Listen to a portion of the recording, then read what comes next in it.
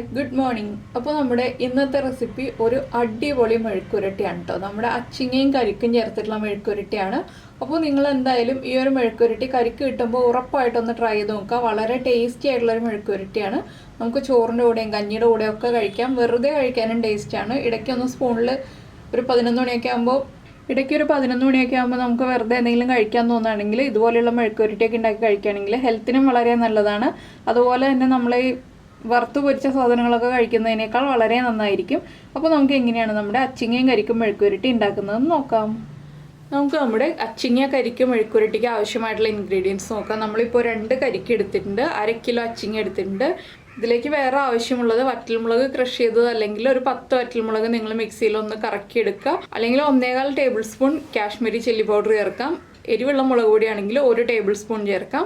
പിന്നെ നമുക്ക് വേണ്ടത് ഉള്ളിയാണ്. ഒരു 10 ഉള്ളി ചേർക്കുക. ഇതിലേക്ക് സവോള ചേർത്തിട്ടുണ്ടെങ്കിൽ പെർഫെക്റ്റ് ആവില്ല, ഉള്ളി തന്നെ ചേർക്കണം. പിന്നെ ബാക്കിയുള്ള ഇൻഗ്രീഡിയൻസ് നമുക്ക് ചേർക്കുമ്പോൾ പറയാം. അപ്പോൾ ആദ്യം നമ്മൾ ഈ അച്ചിങ്ങ കട്ട് ചെയ്ത് വെച്ചിരിക്കുന്ന പോലെ തന്നെ നമ്മുടെ കരിക്കും കൂടി കട്ട് ചെയ്തെടുക്കുക. അപ്പോഴാണ് കറക്റ്റായിട്ട് അത് കാണാൻ, നമ്മുടെ മെഴുക്കുരട്ടി കാണാൻ ഭംഗിയുണ്ടാവുക. അതുപോലെ തന്നെ നമുക്ക് കരിക്ക് കടിക്കാൻ കിട്ടുന്ന വലിപ്പത്തിൽ കട്ട് ചെയ്തെടുക്കുക. അപ്പോൾ ആദ്യം നമുക്ക് ഈ കരിക്കൊന്ന് കട്ട് ചെയ്തെടുക്കാം. ഇപ്പോൾ നമ്മൾ നമ്മുടെ കരിക്കെല്ലാം മുറിച്ചെടുത്തിട്ടുണ്ട്. ഈ ഒരു വലിപ്പത്തിലാണ് നമ്മൾ കരിക്ക് മുറിച്ചെടുത്തിട്ടുള്ളത്. അപ്പോൾ നമുക്ക് 3 കരിക്ക് വേണമെന്നുണ്ടെങ്കിൽ 3 കരിക്ക് എടുക്കാം കേട്ടോ. ഇപ്പോൾ നമ്മൾ 2 കരിക്ക് എടുത്തുള്ളൂ എന്നേ ഉള്ളൂ. ഇനി നമുക്കിത് കുക്ക് ചെയ്യാൻ വയ്ക്കാം. ആദ്യമേ തന്നെ കരിക്ക് കുക്ക് ചെയ്യാൻ വയ്ക്കേണ്ട, അച്ചിങ്ങ ആദ്യം കുക്ക് ചെയ്യാൻ വയ്ക്കാം. അതിന് ശേഷം നമുക്ക് കരിക്ക് കുക്ക് ചെയ്യാൻ വയ്ക്കാം. അപ്പോൾ നമ്മൾ അച്ചിങ്ങ കുക്ക് ചെയ്യാനായിട്ട് ഒരു ചട്ടി വെച്ചിട്ടുണ്ട്. ചട്ടിയിലേക്ക് ഞാൻ കുറച്ച് വെള്ളം ഒഴിച്ചിട്ടുണ്ട്. 1 കപ്പ് വെള്ളം ഒഴിച്ചിട്ടുള്ളൂ. ഇതിലേക്ക് കുറച്ച് കറിവേപ്പില, അതുപോലെ തന്നെ ആവശ്യത്തിന് ഉപ്പ്, നമുക്ക് അച്ചിങ്ങയ്ക്കും കരിക്കിനും ആവശ്യമായിട്ടുള്ള ഉപ്പ്, 3/4 ടീസ്പൂൺ മഞ്ഞൾപ്പൊടി, ഇത്രയും ചേർത്തിട്ട് ഇതിൻ്റെ കൂടെ നമുക്കിനി നമ്മുടെ അച്ചിങ്ങ കട്ട് ചെയ്ത് വെച്ചിരിക്കുന്നത് ചേർത്ത് കൊടുക്കാം.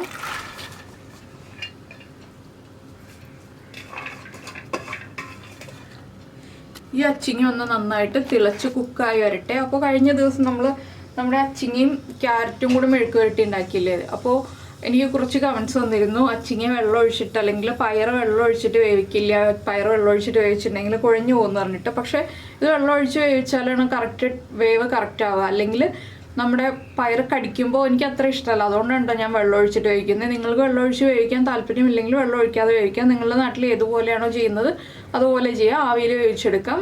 ഞങ്ങളിവിടെ വെള്ളം ഒഴിച്ചിട്ടാണ് വേവിക്കുക. അപ്പോൾ ഇതൊന്ന് തിളച്ച് പകുതി കുക്കായി വരുമ്പോൾ നമുക്കിതിലേക്ക് കരിക്ക് ചേർക്കാം. ആദ്യമേ തന്നെ കരിക്ക് ചേർത്തിട്ടുണ്ടെങ്കിൽ കരിക്ക് വേഗം കുക്കായി കിട്ടുകയും ചെയ്യും, നമ്മുടെ അച്ചിങ്ങ കുക്കായി വരാൻ സമയം എടുക്കുകയും ചെയ്യും. അതുകൊണ്ടാണ് നമ്മൾ ഈ അച്ചിങ്ങ ആദ്യം കുക്ക് ചെയ്യാൻ വെക്കുന്നത്. ഈ സമയത്ത് നമുക്ക് കുറച്ച് ഉള്ളി നന്നാക്കി എടുക്കാം. ഒരു 10-12 ഉള്ളി നന്നാക്കി എടുക്കുക. എന്താണെന്ന് വെച്ചിട്ടുണ്ടെങ്കിൽ ഞാൻ പറഞ്ഞില്ലേ, ഇതിൽ ഉള്ളി ചേർക്കുമ്പോഴാണ് ടേസ്റ്റ്. സവോള ചേർത്തിട്ടുണ്ടെങ്കിൽ അത്ര പെർഫെക്റ്റ് ആവില്ല. അപ്പോൾ ഞാനൊന്ന് ഉള്ളി നന്നാക്കി എടുക്കട്ടെ. ഇപ്പോൾ നമ്മുടെ അച്ചിങ്ങ ഒരു പകുതി കുക്കായിട്ടുണ്ട്. ഞാനൊരു 2-3 പ്രാവശ്യം ഇളക്കി കൊടുത്തു. നമുക്കിതിലേക്ക് ഇനി നമ്മൾ കട്ട് ചെയ്ത് വെച്ചിരിക്കുന്ന കരിക്ക് ചേർക്കാം. ഇനി ഇതെല്ലാം ചേർത്ത് നന്നായിട്ട് ഇളക്കി മിക്സ് ചെയ്യുക. ഉപ്പ് കുറവാണെങ്കിൽ ഉപ്പ് ആഡ് ചെയ്ത് കൊടുക്കുക. ഇനി നമ്മുടെ കരിക്കും കൂടി ഈ അച്ചിങ്ങയുടെ കൂടെ കിടന്നിട്ടൊന്ന് കുക്കായി വരണം. അപ്പോൾ കരിക്ക് ആവിയിൽ വേവിച്ചിട്ടുണ്ടെങ്കിൽ പെർഫെക്റ്റ് ആവില്ല കേട്ടോ. അച്ചിങ്ങ മാത്രമേ ആവിയിൽ വേവിച്ചെടുക്കാൻ പറ്റുള്ളൂ. കരിക്ക് ഇതുപോലെ തന്നെ വെള്ളത്തിൽ തന്നെ വേവിച്ചെടുക്കണം, എങ്കിലേ കറക്റ്റായിട്ട് കുക്കായി വരുള്ളൂ. അപ്പോൾ അതുകൊണ്ട് നിങ്ങൾ ഈ രീതിയിൽ അച്ചിങ്ങ കറക്റ്റായിട്ട് കുക്ക് ചെയ്ത് മെഴുക്കുവരട്ടി ഉണ്ടാക്കിയിട്ടില്ല എന്നുണ്ടെങ്കിൽ ഇതുപോലെ വെള്ളം ഒഴിച്ചിട്ടൊന്ന് കുക്ക് ചെയ്ത് നോക്കിക്കോളൂ. ചിലപ്പോൾ നിങ്ങൾക്ക് എല്ലാവർക്കും ഇഷ്ടപ്പെടും. ഇതുപോലെ ചെയ്യാത്ത ആളുകൾക്ക്, നമ്മുടെ ഇവിടെയൊക്കെ എല്ലാവരും അച്ചിങ്ങയിൽ വെള്ളം ഒഴിച്ചിട്ട് തന്നെയാണ് വേവിക്കുക. അപ്പോൾ ഇനി ഇതും കൂടി ചേർന്നിട്ട് കുക്കായി വരട്ടെ. നമുക്ക് വീണ്ടും അടച്ചു വയ്ക്കാം. അപ്പോൾ നമ്മുടെ അച്ചിങ്ങയും കരിക്കും കുക്കായി കഴിഞ്ഞു. നമ്മളിതാ വേറൊരു ചട്ടിയിൽ വെളിച്ചെണ്ണ വെച്ചിട്ടുണ്ട്. വെളിച്ചെണ്ണ ചൂടായി വരുന്നുണ്ട്. നമുക്കിതിലേക്ക് കടുക് ഇട്ട് കൊടുക്കാം. കടുകൊന്ന് പൊട്ടി വരട്ടെ.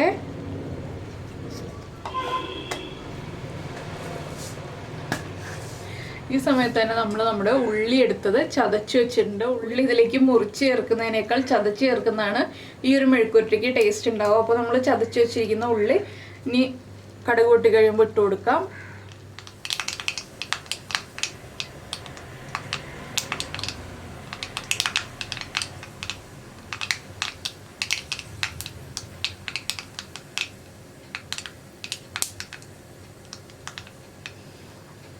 ഇപ്പോൾ നമ്മുടെ കടുക് പൊട്ടിക്കഴിഞ്ഞിട്ടുണ്ട്. നമുക്കിതിലേക്ക് ചതച്ച് വെച്ചിരിക്കുന്ന ഉള്ളി ചേർക്കാം.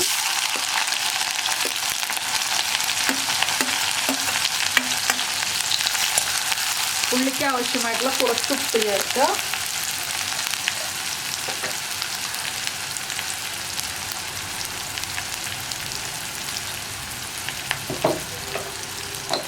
ഇനി ഉള്ളി ഒന്ന് കളർ ചേഞ്ച് ആയി വരുന്നത് വരെ ഒന്ന് ഇളക്കി കൊടുക്കുക. ഇതിൻ്റെ കൂടെ തന്നെ നമുക്ക് കുറച്ച് കറിവേപ്പിലയും കൂടി ചേർക്കാം.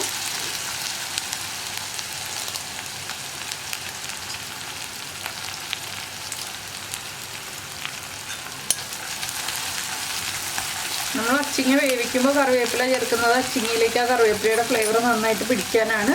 ഇപ്പോൾ കറിവേപ്പില ചേർക്കുന്നത് ഉള്ളിയിലേക്ക് നന്നായിട്ട് കറിവേപ്പിലയുടെ ഫ്ലേവർ പിടിക്കാനാണ് കേട്ടോ. പിന്നെ രണ്ട് സമയത്തും നമ്മൾ കറിവേപ്പില ചേർക്കണം. ഇതിൽ കുറച്ച് വെളിച്ചെണ്ണയൊക്കെ വേണം ഈ മെഴുക്കുരുട്ടിക്ക്, എങ്കിൽ നമ്മുടെ മെഴുക്കുരുട്ടിയുടെ ടേസ്റ്റ് കൂടുള്ളൂ. എല്ലാ മെഴുക്കുരുട്ടികളും ചെയ്യുമ്പോൾ നമ്മൾ വെളിച്ചെണ്ണയിൽ തന്നെ ചെയ്യാൻ നോക്കാം മാക്സിമം. ആ വെളിച്ചെണ്ണയുടെ ഫ്ലേവർ വരുമ്പോഴാണ് നമ്മുടെ നാടൻ ടേസ്റ്റ് കിട്ടുക.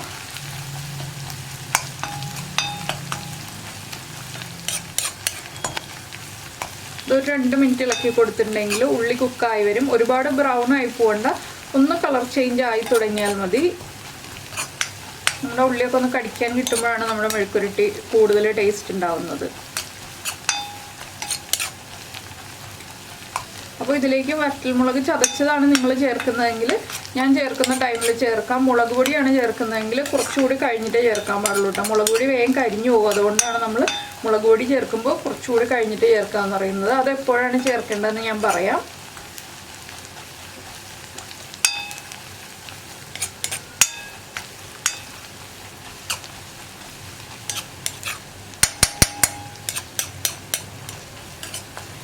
ഇപ്പോൾ നമ്മുടെ ഉള്ളിയുടെ കളറൊക്കെ ഒന്ന് ലൈറ്റായിട്ട് ചേഞ്ച് ആയി തുടങ്ങുന്നുണ്ട്. നമുക്കിതിലേക്ക് ചതച്ച് വെച്ചിരിക്കുന്ന വറ്റൽമുളക് ചേർക്കാം.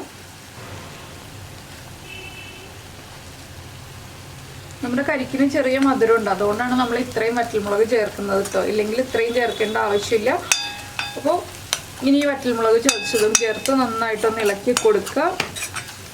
ഇതും 1 മിനിറ്റ് ഒന്ന് ഇളക്കി കൊടുക്കണം, അപ്പോഴേ മുളക് കുക്കായി വരുള്ളൂ.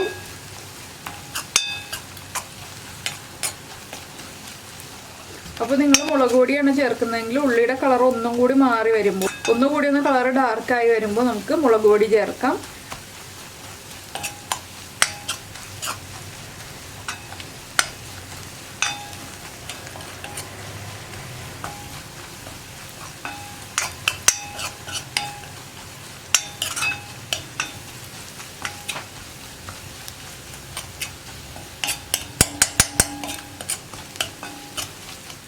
ഇപ്പോൾ നമ്മുടെ മുളകൊക്കെ കുക്കായി തുടങ്ങുന്നുണ്ട്. നമുക്കിതിലേക്ക് നമ്മൾ വേവിച്ച് വെച്ചിരിക്കുന്ന അച്ചിങ്ങയും കരിക്കും ചേർന്ന മിക്സ് ഇട്ട് കൊടുക്കാം.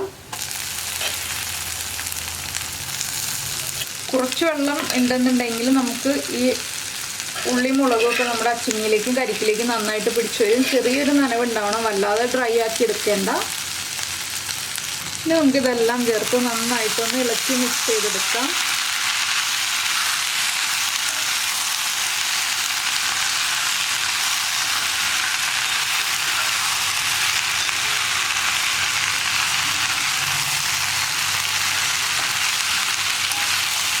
ഈ ഒരു മെഴുക്കുരുട്ടി നമുക്ക് കഞ്ഞിയുടെ കൂടെയും ചോറിൻ്റെ കൂടെ കഴിക്കാനും നല്ലതാണ് കേട്ടോ. രണ്ടിനും നല്ലതാണ്. കഞ്ഞിക്കും ചോറിനും വളരെ നല്ല കോമ്പിനേഷനാണ്. അത്യാവശ്യം നല്ല എരിവുണ്ട്, അതുപോലെ തന്നെ കഴിക്കാൻ ആ ചിങ്ങയുടെയും കരിക്കിൻ്റെയും ടേസ്റ്റും എല്ലാം കൂടി വരുമ്പോൾ വളരെ രുചികരമായിട്ടുള്ളൊരു മെഴുക്കുരുട്ടിയാണ്. അപ്പോൾ ഇതാ ഞാൻ നന്നായിട്ട് ഇളക്കി മിക്സ് ചെയ്തിട്ടുണ്ട്. നമ്മുടെ അച്ചിങ്ങയൊന്നും കുഴഞ്ഞു പോയിട്ടൊന്നുമില്ല ഒട്ടും. കരിക്കും കറക്റ്റായിട്ട് കുക്കായിട്ടുണ്ട്. ഇനി നമുക്കതൊന്ന് ഡ്രൈ ആക്കി എടുക്കണം എന്നുണ്ടെങ്കിൽ ഡ്രൈ ആക്കി എടുക്കാം. അപ്പോൾ ഞാൻ ഈ ഒരു ഭാഗത്തിൽ ഫ്ലെയിം ഓഫ് ചെയ്യണം. എന്താണെന്ന് വെച്ചാൽ ഇതിലധികം വെള്ളമില്ല, അതുകൊണ്ടോ നടുഭാഗത്തൊന്ന് മാറ്റി വയ്ക്കുമ്പോൾ വെള്ളമൊന്നും വരുന്നില്ല. അപ്പോൾ നിങ്ങൾക്ക് ഡ്രൈ ആക്കണം എന്നുണ്ടെങ്കിൽ ഡ്രൈ ആക്കാം. ഞാൻ ഫ്ലെയിം ഓഫ് ചെയ്യാണ്. നമ്മുടെ മെഴുക്കുരുട്ടി റെഡി ആയി കഴിഞ്ഞു. ഉപ്പൊക്കെ ചെക്ക് ചെയ്തിട്ട് ഉപ്പ് കുറവാണെങ്കിൽ ഈ ഒരു സ്റ്റേജിലാണെങ്കിൽ ഉപ്പ് ആഡ് ചെയ്ത് കൊടുക്കാം. അപ്പോൾ നിങ്ങളെല്ലാവരും ഈ ഒരു മെഴുക്കുരുട്ടി ഇതുപോലെ ഉണ്ടാക്കി കഴിച്ചിട്ടില്ലെങ്കിൽ ഒന്ന് ഉണ്ടാക്കി കഴിച്ചോളൂ. ഉണ്ടാക്കി കഴിച്ചിട്ട് ഇഷ്ടമായി കഴിഞ്ഞാൽ നമ്മുടെ വീഡിയോയുടെ താഴെ ഒന്ന് കമൻറ്റ് ചെയ്യാൻ മറന്നു പോരുത് കേട്ടോ. അതുപോലെ തന്നെ നമ്മുടെ ചാനൽ ഇതുവരെ സബ്സ്ക്രൈബ് ചെയ്തിട്ടില്ല എന്നുണ്ടെങ്കിൽ നമ്മുടെ വീഡിയോയുടെ താഴെയുള്ള റെഡ് സബ്സ്ക്രൈബ് ബട്ടൺ ഒന്ന് പ്രസ് ചെയ്യുക. അതിൻ്റെ റൈറ്റ് സൈഡിലുള്ള ബെൽ ഐക്കണും പ്രസ് ചെയ്യുക. അപ്പോൾ ഓൾ എന്ന് പറഞ്ഞിട്ടൊരു ഓപ്ഷൻ വരും. ആ ഓളും കൂടി പ്രസ് ചെയ്തിട്ടുണ്ടെങ്കിൽ ഞാൻ എപ്പോഴും വീഡിയോ അപ്ലോഡ് ചെയ്യുമ്പോൾ നിങ്ങൾക്ക് നോട്ടിഫിക്കേഷൻ വരും. അപ്പോൾ നമുക്ക് നമ്മുടെ അടുത്തൊരു റെസിപ്പിയുമായിട്ട് അടുത്ത ദിവസം വീണ്ടും കാണാം.